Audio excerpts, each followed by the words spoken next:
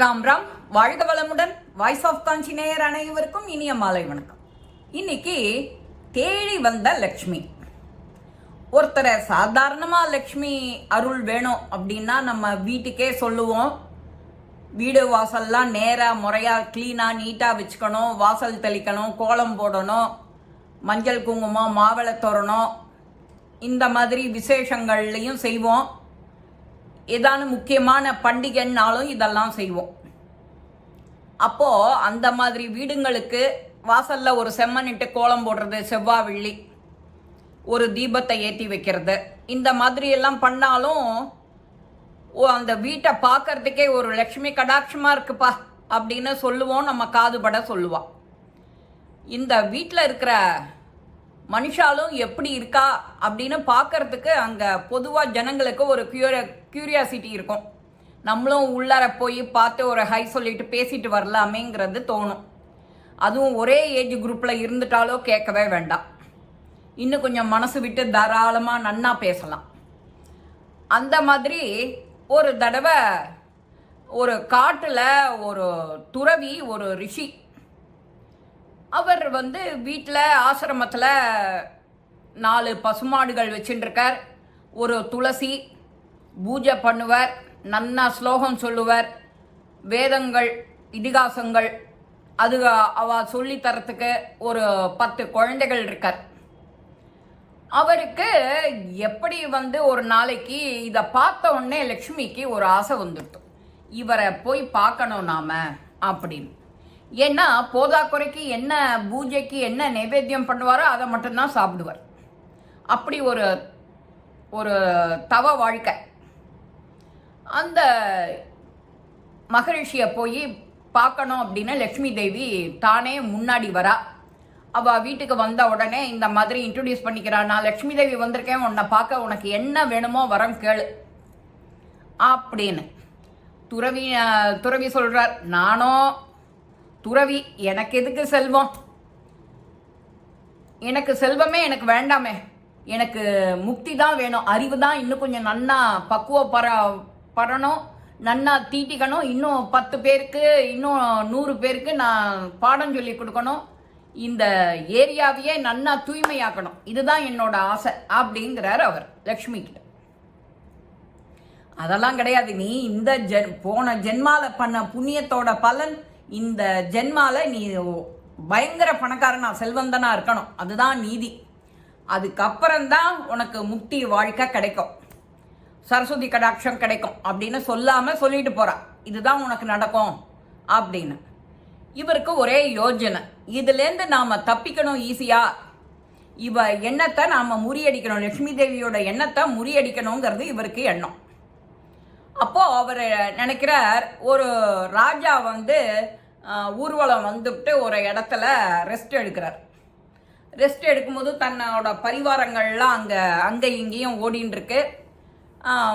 மந்திரிகள்லாம் புடசூழ அங்கங்கே உக்காந்துருக்கா. தன்னோட கிரீடத்தை ஒரு பட்டு துணியில் இறக்கி வச்சு இது பண்ணிட்டு இருக்கார். அதை இவர் பார்த்துட்டார். யாரு? இந்த முனிவர் ரிஷி.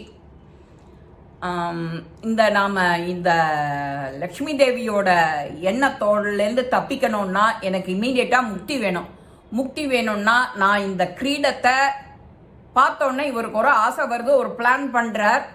என்ன பண்ணுறார்? காலால் நான் அந்த கிரீடத்தை எட்டி உதைச்சாக்க ராஜாவுக்கு கோபம் வரும். ராஜாவுக்கு கோபம் வந்தால் என்னை கொன்று விடுவார். கொன்னுட்டா இந்த ஜென்மா முடிஞ்சிடும், எனக்கு முக்தி ஈஸியாக கிடச்சிடும்னு இவர் பிளான். இதை தேவி விடுவளோ?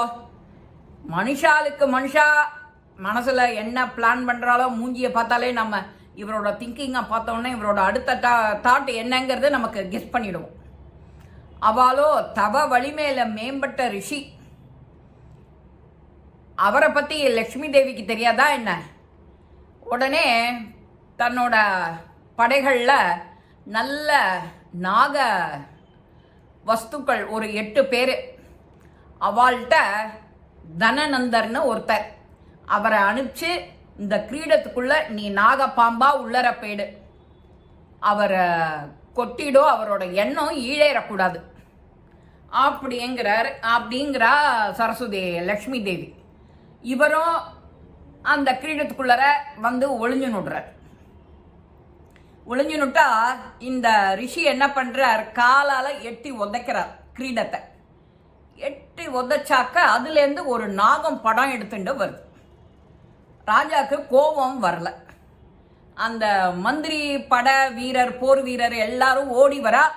அந்த நாகத்துக்காக தான் இவர் காலால இந்த கிரீடத்தை எடறி விட்டுருக்கார், நம்மளை காவந்து பண்ணியிருக்கார் அப்படின்னு சொல்லி அவரை வந்து ராஜ நீதியா ராஜ பரிபாலனம் செய்யறதுக்கு எனக்கு அசிஸ்டண்ட்டு நீ தான், நீ எனக்கு அறிவுரை சொல்லணும் அப்படின்னு சொல்லி பக்கத்தில் ஒரு ஆசனத்தை கொடுத்து ஈக்குவலாக உட்காத்தி வச்சு அவருக்கு பொண்ணும் பொருளும் ஆடை ஆபரணம் பங்களா எல்லாம் கொடுக்குறார்.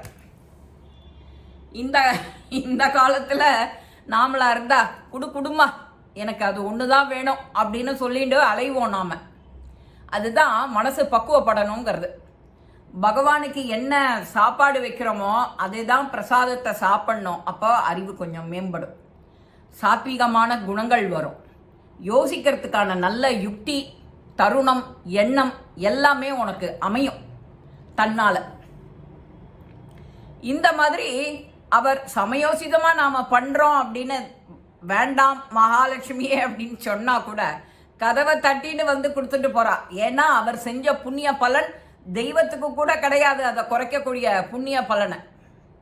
ஞாபகம் வச்சுக்கோங்க, யாரானு புண்ணியம் நிறைய செஞ்சிருந்து அடுத்த ஜென்மால கஷ்டம்னு நீங்க சொல்லவே முடியாது. அந்த புண்ணிய பலனை குறைக்கிறதுக்கு கூட தெய்வத்துக்கு அதிகாரம் கிடையாது, தெய்வத்துக்கு கிடையாது, பவர் கிடையாது. அதனால நாம கூடின மட்டும் நம்ம ஏஜ் குரூப்பு யாரு கிட்ட பேசினாலும் ஒரு சிரிப்பு ஒன்று, நல்லதா 2 வார்த்தை, எப்படி இருக்கேள், சௌக்கியமா இருக்கேல்ல, உங்களுக்கு எதாவது உதவி வேணும்னா சொல்லுங்க, என்னால் முடிஞ்ச உதவியை பண்ணுறேன். இந்த 2 வார்த்தை அடிக்கடி ஆற்றுக்கு வாங்கோ, ஏதானு பேசலாம், வேற வேற சப்ஜெக்டா இல்லை. மற்ற நேரம் 2 நாமாவளி சொல்லி பஜனை பாடலாம். இது இப்போ கலிகாலத்துக்கு ஏற்ற நாம ஸ்மரணை ரொம்ப ரொம்ப முக்கியம். கோவிந்தா ஹரி கோவிந்தா கோவிந்தா சொன்னா சர்வத்திர கோவிந்த நாம சங்கீர்த்தனம் கோவிந்தா கோவிந்தா. இந்த நாமாவளி எல்லாம் எதுக்கு சொல்றதுன்னா கொஞ்சம் அசந்தாப்புல இருக்கான்னா அவளை தட்டி எழுப்புறதுக்கான். அதே மாதிரி தான் நம்ம பார்வதி பதையே அரஹர மகாதேவா அப்படின்னு சொல்ற இந்த மாதிரி நாமாக்களும் அதுக்காக தான் விசேஷம். நாமளும் அப்பப்போ தினம் ஒரு தடவை திருச்சிற்றம்பலம், தில்லையம்பலம் இந்த மாதிரி வார்த்தைகள்லாம் தினம் உச்சரிக்க நமக்கு ஒரு எனர்ஜி கிடைக்கும். நீ உனக்கு எனர்ஜி கிடைக்கிறதோட இல்லை, சுற்றி இருக்கிறவாளுக்கும் எனர்ஜி கிடைக்கும். சுற்றி இருக்கிறவா நன்னா இருந்தா நீ நன்னா இருப்ப, நாம நன்னா இருந்தா நம்மளுடைய எண்ணங்கள் ரொம்ப ரொம்ப நன்னா இருக்கும். அதே மாதிரி இந்த ராஜா இந்த ரிஷிக்கு கதவை தட்டின்னு போய் எல்லாத்தையும் அனுகிரகம் பண்றார். ஏன்? அவரோட எண்ணங்கள், அவரோட புண்ணிய பலன், போன ஜென்மால பண்ண கர்ம பலன், புண்ணிய பலன், இந்த ஜென்மால நீ செல்வந்தரா இருக்க வேண்டியது நியதி. அதனால கதவை தட்டின்னு வந்து கொண்டு கொடுக்குறா. ராஜாவும் கொடுக்குறார், லட்சுமி தேவியும் கொடுக்குறா. உனக்கான முக்தி அப்புறம்தான் கிடைக்கும் அப்படின்னு சரின்னு ஏத்துக்கிட்டு சந்தோஷமா போறார் அவர். அது வேற விஷயம். எதுக்கு சொல்ல வரேன், வீட்டை தேடிண்டு லட்சுமி வரான்னா அவளுக்கு அந்த சூழ்நிலை எப்படி இருக்கணும்? மனுஷன் நல்லவனா இருக்கணும், சுவாமி பஜனை நைவேத்தியம் பண்ணதையே சாப்பிடணும், தனக்குன்னு ஏதோ படாடோபமா விருந்து எல்லாம் செஞ்சுக்காம சுவாமிக்கு என்ன கொடுக்குறியோ அந்த மாதிரி எளிமையான உணவாக எடுத்துக்கணும். அடுத்த விஷயம், வீடு வாசல்லாம் சுத்தம் பண்ணி நீட்டாக வைக்கணும், மனசுக்கு திருப்தியாக மங்களகரமாக இருக்கணும் பார்க்கறதுக்கே. அந்த யோக சாஸ்திரம், வாஸ்து சாஸ்திரம் சொல்கிறா இல்லையா, அதுக்கு தகுந்த மாதிரி ஒரு துளசி செடி நிச்சயம் இருக்கணும், எல்லார் வீட்லேயும் துளசி மாடம் இருக்கணும். அதுக்கு குளிச்சுட்டு ஒரு பிரதட்சணம் பண்ணி சந்தனம் குங்குமம் வச்சு ஒரு சொம்பு தண்ணி விட்டு ஒரு புஷ்பம். இந்த கோவிந்தா, சிவா, நம்ம பார்வதி இதை சொன்னாலே போகிறோம், நம்மளது பாப விமோச்சம். லக்ஷ்மி தேவி தானே நம்மளை தேடிட்டு வரத்துக்கு இது எளிய பக்தி. இந்த எளிய யுக்தியை எல்லாரும் கையாண்டா லக்ஷ்மி தேவி எல்லாராத்துக்கும் கதவை தட்டிட்டு வாசல்ல நிற்போம். இந்த பதிவு உங்கள் எல்லாருக்குமே பிடிச்சிருக்கோம். லைக் பண்ணுங்க, ஷேர் பண்ணுங்க, பெல் பட்டனை கிளிக் பண்ணுங்க, சப்ஸ்கிரைப் பண்ணுங்க, கமெண்ட்ஸ் பாக்ஸில் கமெண்ட்ஸ் போடுங்க. ஸ்ரீ மகாபிரிவா திருவடிகளே சரணம். நல்லதே நடக்கும். ஆனந்தமாய் இருப்போம் நண்பர்களே. வாழ்க வளமுடன்.